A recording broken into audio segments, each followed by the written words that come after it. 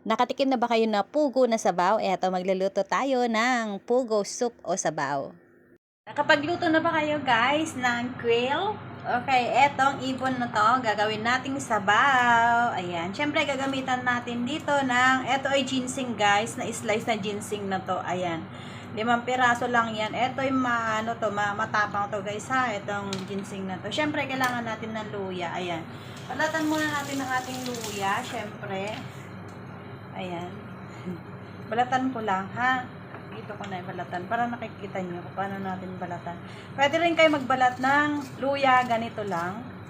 Para hindi sayang yung kanyang balat. Kasi ito yung luya namin, yung maliliit. Kasi ito yung native.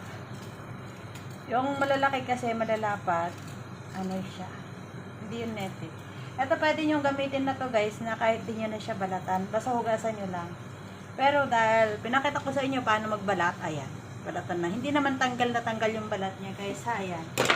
Siyempre hiwain na natin. Ito na pala pang hiwa ko. Bakit naghahanap pa ako ng ano, no? Hindi na ako maghahanap ng. Ayan, dalawa lang guys. Kasi kumbaga yung ma-concentrate, kumbaga matapang yung lasa ng ating luya na native. Ayan. At syempre ngayon hugasan natin ang ating ibon. Hugasan muna natin to guys.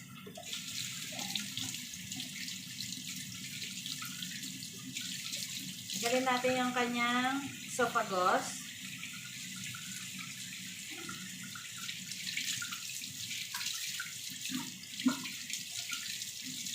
Ibuboil ko pa to guys. Saglit lang mamaya para matanggal natin ang kanyang lansa. Ayan. Gagamitan ko lang to dito ng kutsilyo. Ay, ng gunting. Gunting lang guys. Ang gagamitin ko dito. Siyempre, tanggalin natin ang kanyang mga kuko. Kita niyo ba yung kuko niya? Ayan, diba? Tanggalin natin yung kuko. Ayan. Tapos, eto kasi steam, parang steam lang siya guys, na sabaw. Ayan, kita niyo malinis na yung loob niya. Ayan. Siyempre, tanggalin natin ang kanyang dulo, yung pet. Kita niya, ang ganda, no? Siyempre, tanggalin din natin ang kanyang ulo. Hindi kailangan ng ulo dito. Ayaw nila ng ulo. Kung tignan natin kung may esophagus pa dyan, tanggalin mo din kung meron pa siyang esophagus. Ayan, gapitin natin sa gitna. Inisin nyo rin guys yung baka may balahibo pa yung kilikili. Kailangan natin malinis. So kasi nakagasan ko na to kanina. Yan. Tataka kayo bakit ganyan ang gamit ko na gunting, no? Mas madali kasi guys. Kasi kung hindi siya gunting, magtatalsik-talsik. Maano yung ating damit. Yan. Kaya natin ito.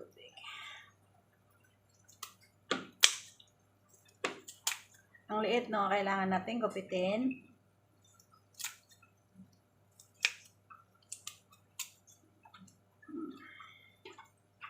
O, diba? Dahil, ayun na yung, pandali na natin yung, kasi nahiwa naman na siya.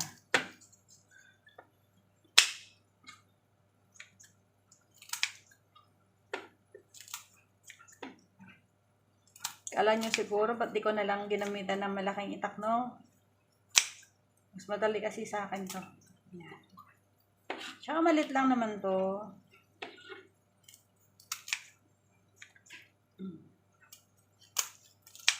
Pagkatapos nating hiwain, syempre ilalagay natin sa kumukulong tubig. Meron pa ako nakita din ng balahibo konti.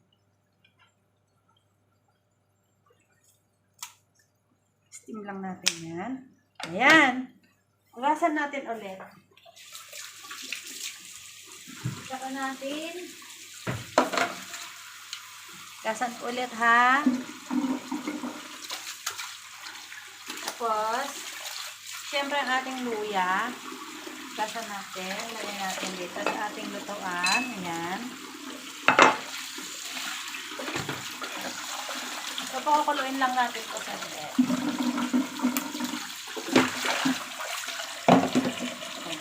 Papakuloyin natin dito sa sa ating lalagyanan. Ito. Lagyan natin dito sa kumukulong tubig. Saglit na kulo lang to guys. Huwag kayong mag-alala, hindi mawawala yung kanyang lasa dito.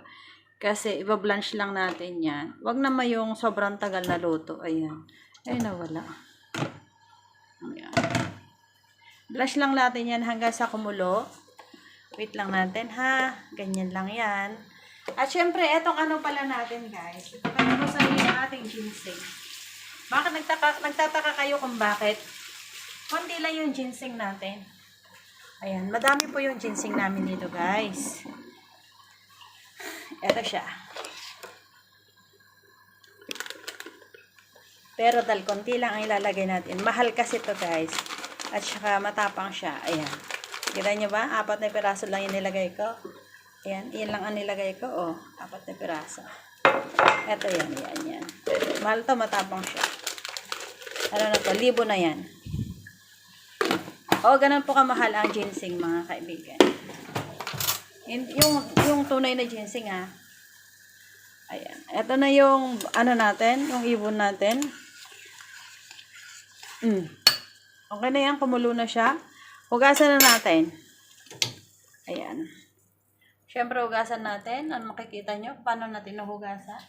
Siyempre bubuhos ko dito sa ating para malinisan din tong ating, patanggal yung lansa ng ating sangkalan. Ayan.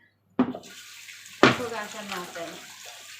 Tahan lang kayo guys ha, kasi mainit to. Okay, mag-ano dyan. Mahirap mapaso ha.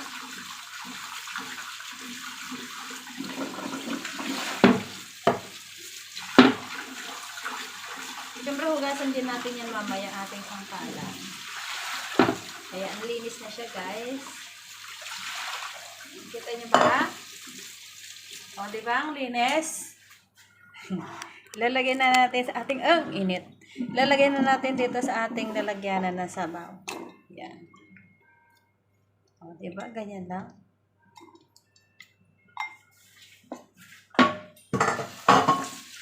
Siyempre, lalagyan na natin siya ng tubig.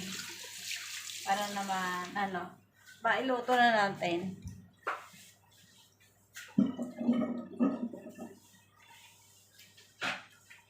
Lalagyan na natin ang ating, parang may balahibo pa siya sa, wait lang, may nakita yung balahibo konti. Ito na ating quill na sabaw guys. Kita niyo ba yan? Lalagyan na natin siya ng hot water. Hot ato guys, pinakulang ko na to na tubig. Konti lang yung sabaw natin guys, kasi steam lang natin siya. Ayan. Dito lalagyan din natin to ng tubig sa lutuan natin. Para madali siyang kumulo. Ganyan lang. Tapos syempre ilalagay na natin dyan yung ating i-steam na. Tatakpan natin syempre. Ayan tinakpan ko na. Wala tayong ilalagay na iba dito guys ha. Ito lang. Siyempre, maglalagay tayo ng asin maya-maya lang. Yan, lalagyan natin dito sa ating lutuan. Make sure guys na hindi umalwas. Yan, tama lang naman. Nandi dito lang yung tubig niya. Siyempre, takpan na natin. At iset natin yung time niya sa 3 oras. 3 oras to guys.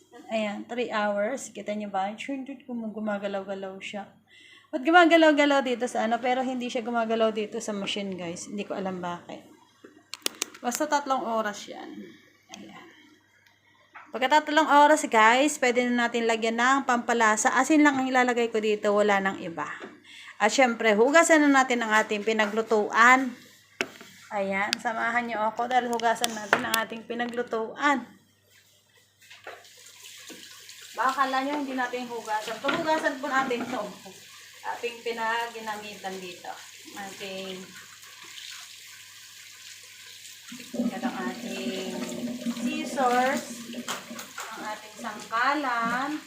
Tapos syempre pagkatapos natin dito sa sangkalan natin, kailangan nating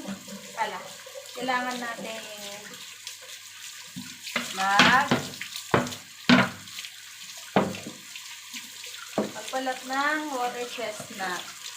Papakita ko din sa inyo paano magbabalat ng water chestnut.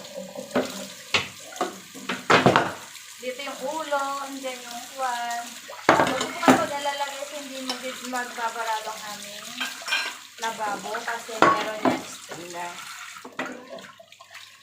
Siyempre magasan natin ang ating kasirola.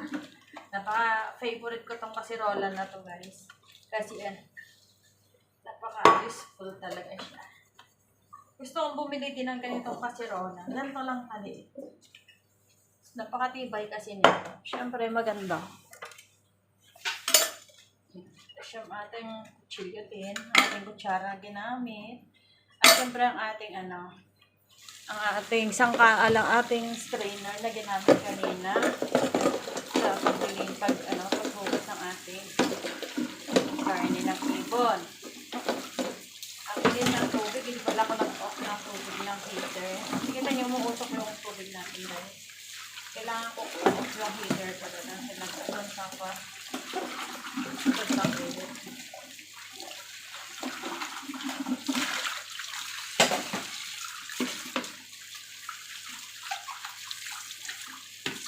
Ito guys, kaya nahugasan natin to kasi ito natin lalagyan yung water chestnut natin mamaya. Balatan na natin yung ating water chestnut. Kasamahan lang ako ha. Okay, pag-upukas ng ating nilito. Ayan. Okay. Tapos na natin yung puwet, tsaka ulo. Kita niyo ba? Nandito yung ulo at tsaka yung puwet. Tapos na natin.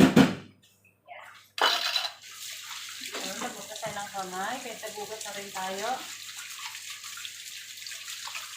Basa natin ang ating basahan. At magbabalat na tayo ng ating water chestnut. Masarap yung water chestnut guys. Kung hindi pa ka nakakita ng water chestnut. Anyway guys, thank you so much for watching. Ayan, malapit na malutong ating sabaw. Malayo pa pala kasi kalalagay pa lang natin. Anyway, bye guys. Salamat. Bye. See you next time. Hi. Siyempre, kukuliin pa natin yan ng isang oras. Buksan natin. Pakita ko lang sa inyo kung ano itsura na ito.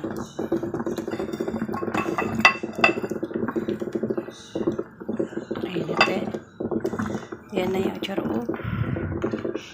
Yung itsura na guys. Ito na siya. Yan. Pero hindi pa yun pwede. Kukuliin pa natin na bahal sarap. Siyempre hindi pa yun tapos. Pakukuliin pa natin na isang oras pa. Ayan. Isang oras pa. Pero okay na guys. Ilagyan na natin siya ng wolfberries. Isang oras na lang.